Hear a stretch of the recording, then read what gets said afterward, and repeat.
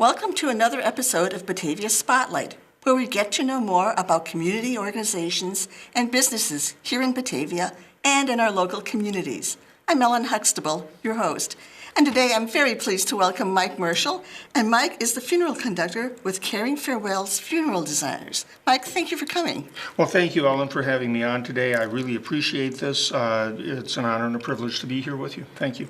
Tell us a little bit about Caring Farewell's. Caring Farewell's Funeral Designers actually began when I started doing funerals after I graduated from seminary, about 20 years ago. And it started with performing funerals for family members and near friends, and it grew from that point. 4 years ago, it encompassed everything else that I do, so this is what I've done now full-time for the past 4 years, but it ranges back over 20 years. We're not funeral directors or embalmers. We don't get involved in that end of the funeral business, if you will. Rather, we provide the funeral services, funeral, memorial, celebration of life services, predominantly for people who don't want a large religious component in the service for their loved one. Perhaps they're not a member of a house of worship or a worshiping community. Perhaps they have no tradition at all. And that's where we step in to help them design a service that meets their needs for healing and closure, and also remains true to the spirit of their loved one. To do that, we relate to funeral homes throughout the Chicago Metroplex area, out here in the valley. So we go, in essence, from the lakefront out to about Sycamore or DeKalb, up through Crystal Lake and down as far as the southern part of Aurora on that. Mm-hmm. So are your services typically in any particular kind of location, or do you have a range of places that people have their honoring of their loved ones? Good question. Most of the services that we do are in funeral home chapels themselves. We've done them through churches. For example, if a pastor is on vacation or they're between pastors and they have the need for our services, they can bring us in. Predominantly, it's that funeral home setting. That having been said, I've also done them in home settings. I've done them in forest preserves. I have an invitation from a friend of ours who has property on the Caribbean, on the shore, to It's a different marketplace out there nowadays for funerals and for the disposition of cremains, for example, if you will. We were talking about what his final wishes were, and he talked about being cremated, and I said, well, you know what we could do? We could have you put into skyrockets and launched over the bay. Sure. And he loved that idea. So the range of possibilities nowadays are limitless. Pretty much wherever the family wants. I've done them in small country cemetery chapels. Pretty much we try to remain true to the wishes of the loved one that they're honoring, and also to the family for that kind of closure. So from the perspective of people that are looking for some sort of a memorial, what are some of the options that are out there? In terms of the service itself? Yeah, what kinds of things are included sometimes or not included sometimes? Sure. I can provide a service that is totally traditional in a religious sense. I can craft that with my seminary theological school background. I can craft that into a distinctly Methodist, Seventh-day Adventist, Lutheran, any flavor that they want. And the reason that's important is because ideas and notions on salvation and redemption vary from denomination and tradition to tradition. That would be the traditional funeral part of things. Then now there's also the celebration of life service, which is rather open-ended. We can provide prayers with that and religious readings. We can also provide Bob Dylan songs. We can provide a host of things in terms of live music, eulogies that invite other people to stand up and speak, that include services that include perhaps dance or theatrical performances. It's a very open-ended thing. And then there's the memorial service, which is basically done as a funeral or as a celebration of life, but traditionally where the body is not present, hence the memorial idea of that. And that memorial service can be provided literally any time after someone has been cremated or donated their body to science or whatever those circumstances are. So we have a lot of latitude on when that service can happen. So what you can do then is you can customize things to fit the needs of the family and to honor the person that's passed away in a way that might be very unique because of the backgrounds, the different places in life, that the different religious beliefs that people might have. So you can craft something that's going to help people get closure from a number of different perspectives. Absolutely, and unique is the operative word with it. Everyone is unique. Everyone has their own character, their own imprint that they have left on those whose lives they've touched. And that's what we strive to bring out in the service. And for those reasons of closure, that necessary turning of the corner, if you will, in people's lives to be able to heal and go on with life, even though that life is decidedly different than it was in the past. And may I add one more thing? Please. Yeah, we also, in the range of services, we also provide everything starting from the vigil, as someone is dying perhaps in hospital or hospice, to be able to sit with a family to offer words of encouragement or prayer.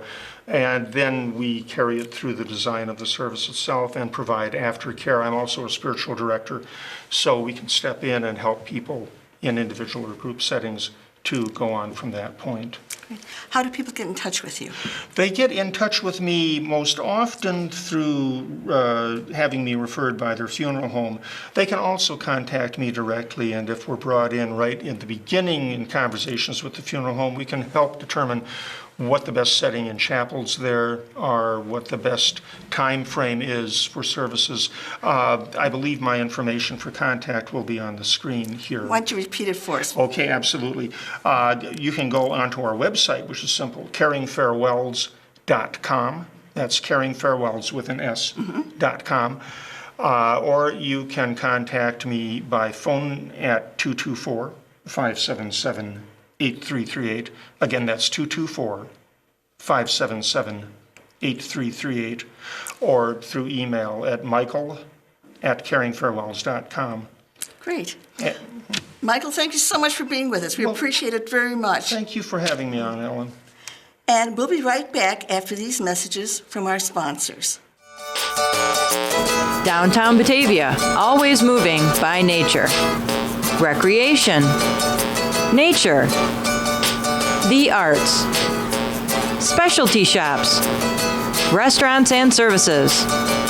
Downtown is everyone's neighborhood. Come, celebrate, meet friends, unwind. See you downtown. Hi, I'm Tom Wangler, President of Confident Air. Regular maintenance can prolong the life of your furnace and keep your energy costs to a minimum. Plus, there's less of a chance of a breakdown on a cold winter night. Your furnace needs proper care and attention to keep it running smoothly, so you don't end up paying too much for heating during the cold winter months, or worse yet, with deadly carbon monoxide poisoning. We recommend an annual inspection to ensure safe operation. Confident Air, your trusted home comfort professionals since 1992. Welcome back to Batavia Spotlight. I'm Ellen Huxtable, and I'm here right now with Michael Cobb, who is the president of Iron Sharpens Iron and also is the executive director of the Quad County African American Chamber of Commerce. So thank you so much for joining us, Michael. Well, and thank you for having me. I appreciate it. Looking forward to it. Well, tell us about Iron Sharpens Iron first, and then we can talk a little bit about the Quad County African American Chamber of Commerce. Sure. So Iron Sharpens Iron, it's a marketplace and mission consulting. Just real quick, my background has been in the nonprofit sector for the last 30 plus years, with the last 16, 17 of those running nonprofit businesses or nonprofit ministries. And so I just figured, why not even spread myself a little thinner and start my business, my marketplace and mission consulting business, which is primarily, my niche is primarily to serve those nonprofit organizations up and down the Fox Valley, but also DuPage, Will, even Cook County. So very excited. For Iron Sharpens Iron, we offer a boutique style of consulting services. Everything from fund development.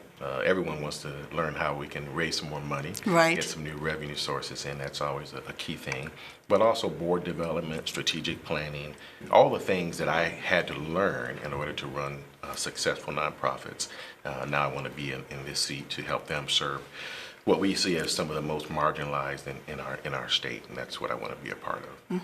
So does Iron Sharpens Iron work predominantly in the religious community or on secular communities as well? It's a combination of both. The mission side really focuses more on the faith-based, those ministries and nonprofits, but those ministries that are also committed to, of course, serving what we consider the least of these.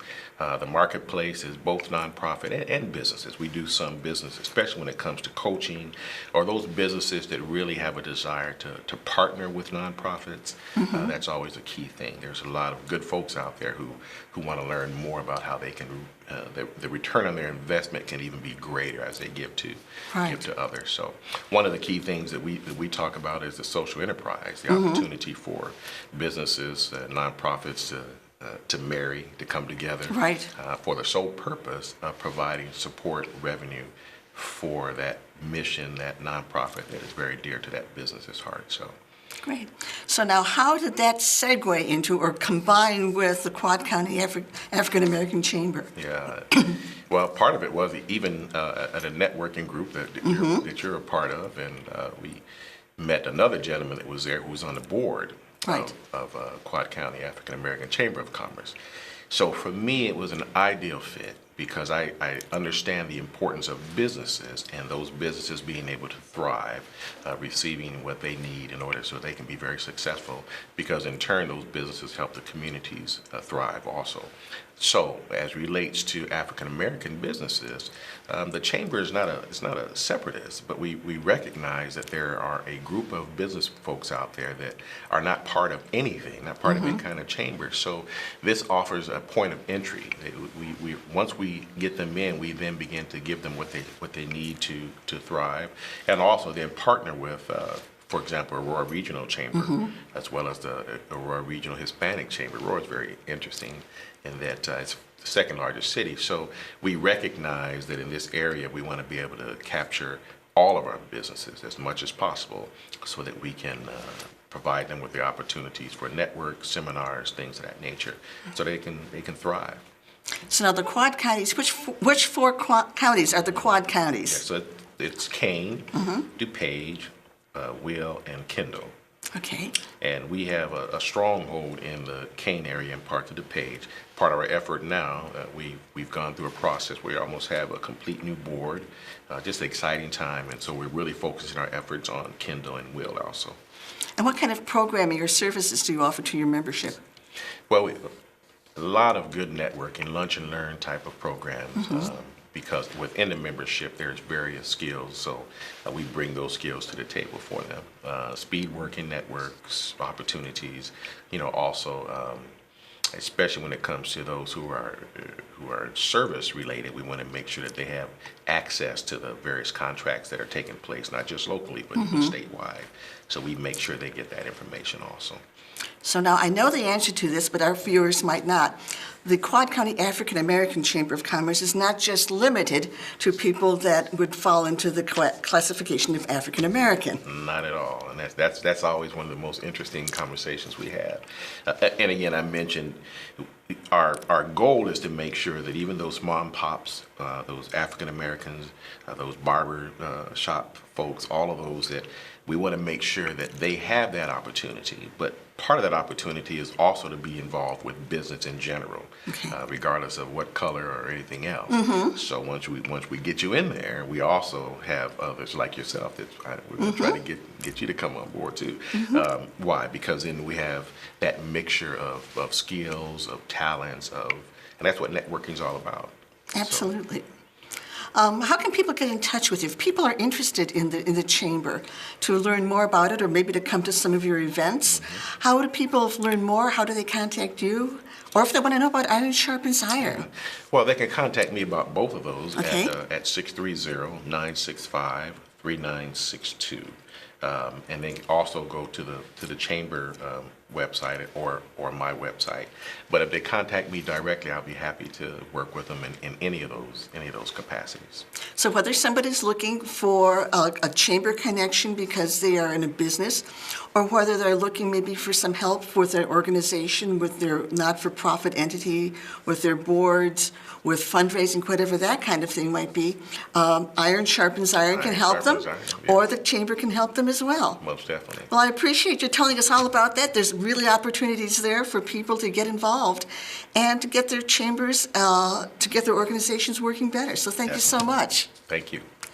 And we'll be right back after these messages from our sponsors. The Kane County Chronicle is your best source for news and information in print and online in the Tri-Cities and Caneland. This is Chronicle Country.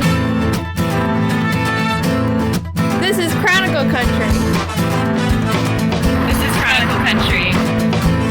This is Chronicle Country. This is Chronicle Country. The Drendel & Jansen's Law Group has practiced law in Aurora since 1961 and in Batavia since 1994.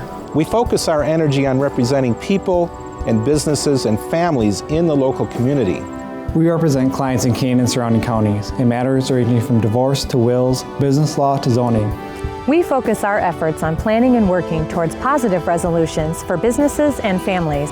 When clients need someone to fight for their interests, we're ready, willing, and able to act as aggressive advocates to protect their interests. Drendel & Jansen's Law Group with offices in Batavia and Aurora and located on the web at batavialaw.com. Welcome back to Batavia Spotlight. I'm Ellen Huxtable, and I'm here now with Lewis Johnson, who's the owner of LDJ Cleaning. So thank you so much for being with us, Lewis, and tell us a little bit about LDJ. Thank you for having me, Ellen. We specialize in commercial and residential cleaning, serving customers throughout the Quad Counties, which is, of course, Kendall, Kane, Will, and DuPage. This year, Ellen, we celebrated our 21st year in the professional cleaning industry. No idea. Congratulations. Great. I'm looking forward to another, at least 10. So you started when you were 4 years old, no problem. No problem at all. So now one of the things that we talked about earlier was you have a special service that you offer to people that are in a difficult situation. Can you tell us a little bit about that? That's one thing I'm actually really, really proud of is our partnership with the foundation titled Cleaning for a Reason. And what that is, we offer free cleans for women going through cancer treatment. So I donate 4 free cleans. It can be monthly, bi-weekly, weekly, whatever the customer wants or the donor wants. And we actually go out and we clean the house as if they were a paying customer from top to bottom. It's something that's really satisfying to me, and I can see the joy on the cancer patient's face as someone is trying to help them. So that's something I'm really proud of. Now, is this a nationwide thing, or is this local, or is this your service only? No, it's a national. They're actually based out of Texas. But there's over 300 or 400 cleaning services that are part of this organization. So anything that happens in Illinois in my area, I'm assigned to them, but they're very large. So how do you find out about the people that need your service? As far as the cancer treatment? Well, actually, they would contact the foundation and tell them they're going through cancer treatment, they need help with their cleaning. And then the foundation would contact people within that certain area or zip code area and ask them, do you have room for another survivor? I see. And if you do, then they assign that to you, and then it's your responsibility to get in touch with that survivor and set up a schedule for cleaning. Right. So now for all of your services, what is the area that you serve geographically? Well, we actually go all over. We pretty much cover the 4 counties of... Wow. Yeah, it's a large service area, I do agree. But we're in DuPage, Will, Kane, and Kendall pretty much every day. So now this is a service then for one-person households and for large companies and everything in between? everything in between. We have 1,000 square foot condos up to 6,000 square foot single family homes. Our niche for our commercial side is basically anyone that's looking for a service a minimum of 3 days per week, or 3 nights per week, to put it. And I probably start at about 3,000 square feet and go up from there. I think we try to max out at maybe 75,000 square feet. I want to keep it between the small and the mid-size commercial offices. What are the kinds of things, other than people, for obviously under cancer treatment, but what are the other reasons that people would finally decide that I really need to bring in a service? What are the triggering factors? Good question.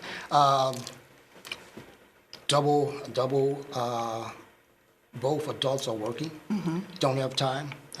We have a lot of customers that actually work from home and just don't have time to get to the things of cleaning their houses.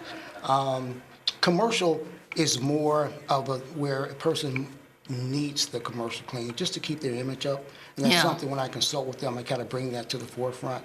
But mostly all commercial properties are looking for a dependable service. So we have customers that have been with us for over 10 years on our residential side. So, it could be a lot of reasons. Kids move out, don't want to clean the house yourself, or the kids used to clean it for you. Nice kids. Yeah, that's a good reason to give us a call too. But if you're just looking for a dependable service, professional service, someone that's going to give you a great deep cleaning, then definitely we're the company to call. So you do general dusting and cleaning and vacuuming. Do you also do carpet cleaning and things like that? We do carpet cleaning. We have an array of services. We do carpet cleaning. We do window cleaning. We do post-construction cleaning. We do floor maintenance. We have to stripping, wax, and buffing and things like that. Oh, wow. We do a lot of things. So what are some of the things that people will ask you about that we might not even think about? You mentioned, for example, cleaning for this construction. Are there particular things that people might not know that you do that you can do? I mean, do you do windows on the outside as well as the inside? Yeah. Our window service consists of both or either or. We do all outside, we'll do all inside, or we do a combination of both. We pretty much try to customize our service, whatever it is, to our customers' needs. We have a regular, a weekly, bi-weekly, or monthly service, but if a customer wants to extend that to every 2 months or so, we try to work with them. So we pretty much try to work with whatever our customers are asking us to do. So for somebody that might not have ever had a cleaning service, what are some of the things that you would want them to know? Well, about LDJ, we are a deep cleaning service. Okay. What I mean by that is pretty much everything in your house gets touched. Okay. We're not a company that's going to wipe something down and run out the door. Everything is deep clean.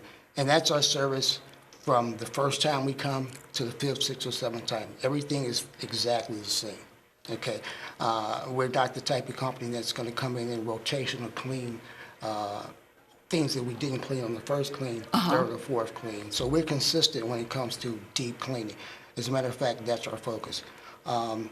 I hear a lot of times I had a service, but they missed this or they missed that. How we avoid that is at the end of each of our residential cleans, we have a quality assurance check that we walk through the house with the customer just to make sure they're satisfied with everything before we grab the check and run out the door.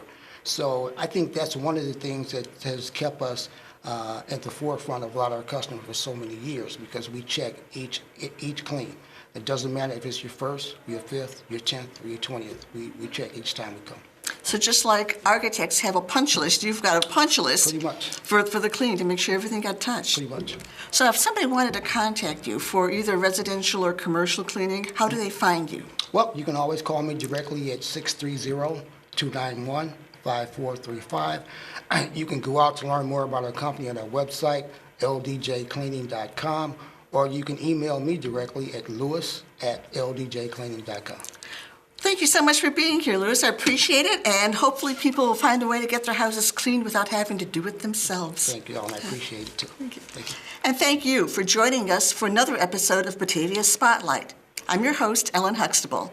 Catch up on previous episodes on our website, mybatv.com, and follow us on Facebook at BATV1017. Thanks for joining us.